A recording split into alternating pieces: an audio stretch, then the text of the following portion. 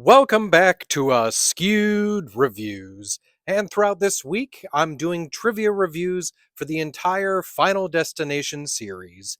And today, I'm doing the 2003 film Final Destination 2. Here is your trivia question for today. Before the accident, Evan had a stroke of great luck. What happened to him? The answer will be at the end of this episode. In Final Destination 2, we meet Kimberly and her best friends, who are all going on a road trip.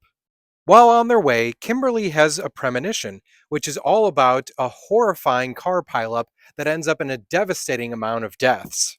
She takes it upon herself to block the on ramp towards the highway so she can hopefully stop this from happening. Unfortunately, her actions don't do anything to stop the accident. It does, however, end up saving the lives of everyone who is on the on ramp. Now, these survivors are definitely a little confused by the situation, but are grateful to be alive. However, though, just like the previous film, it looks like death is not done with them yet. One by one, each of the survivors start ending up in horrifying accidents that does end in their death. With a little help from someone who's been in this situation before, can our remaining survivors figure out death's design? This movie was directed by David R. Ellis. The writers for this film, Eric Bress and J. Mackay Gruber, wrote this script only so that they could be allowed to direct the film The Butterfly Effect. The primary accident for this film was based on a 2002 multiple car accident on Interstate 75 in Georgia. 125 vehicles crashed, 4 people died, and 39 were injured. Devon Sawa was originally going to reprise his role, but there was a contract dispute that was never settled. Alex then was mentioned as being killed by a falling brick. The original concept with him not coming back was going to be a flesh-eating virus, but they changed their mind.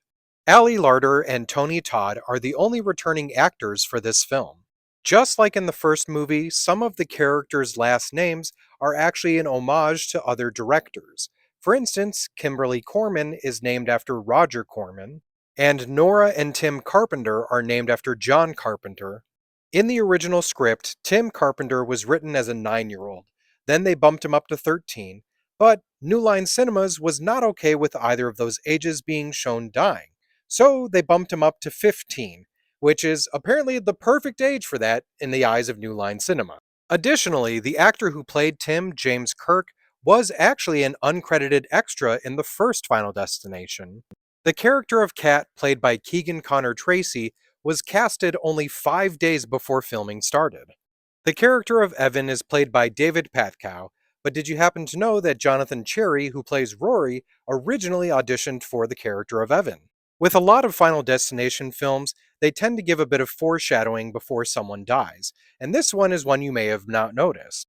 The magnets on Evan's fridge are the letters H-E-Y-E.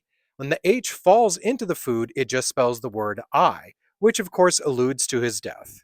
Bloodworth is actually the one who foreshadows Claire's death when he says to her, "Such fire in you." Did you recognize the actor playing Brian Gibbons? This is a young Noel Fisher.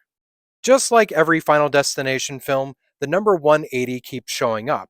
One of the most obvious moments is right here on this road sign. Now, of course, we can't talk about Final Destination 2 without mentioning the log truck. They actually tried to use real logs at first, but they wouldn't bounce enough, so they used CGI. I think we can also all admit that this one scene has caused anxiety for every person who has driven on the road and has ever seen a log truck. By the way, if you weren't aware of this terrifying marketing, this is something that they actually used for the new Final Destination that's coming out, and in case you were wondering, those are fake logs. Random side note here, this is an actual picture I took while I was out driving, and at this very moment, I thought I was about to be in my own version of Final Destination.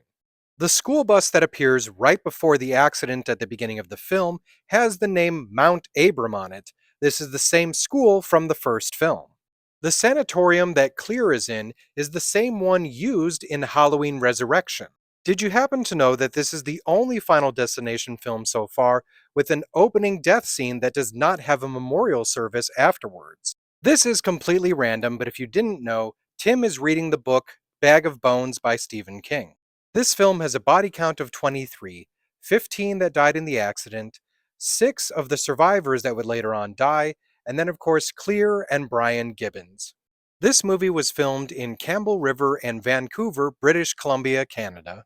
So when it comes to the film Final Destination 2, I enjoyed this one about the same as I did the first film. I really liked the concept. I thought it was a cool story. I liked how they kind of changed things a bit. I loved the insane, crazy deaths, but once again, not the best acting performances. So I'm going to give this one a 4 out of 5. And if you enjoyed this film, other movies I recommend checking out are The Butterfly Effect, Scream, I Know What You Did Last Summer, and My Bloody Valentine 3D. Now it's time to answer the trivia question from the beginning of this episode. Before the accident, Evan had a stroke of great luck. What happened to him? If you don't remember or didn't catch this, Evan actually won the lottery before the accident occurred. That's how he bought that nice car and got that nice watch. I hope you enjoyed this episode of Askewed Reviews. And of course, keep an eye out as I'm doing the rest of the Final Destination series with trivia reviews.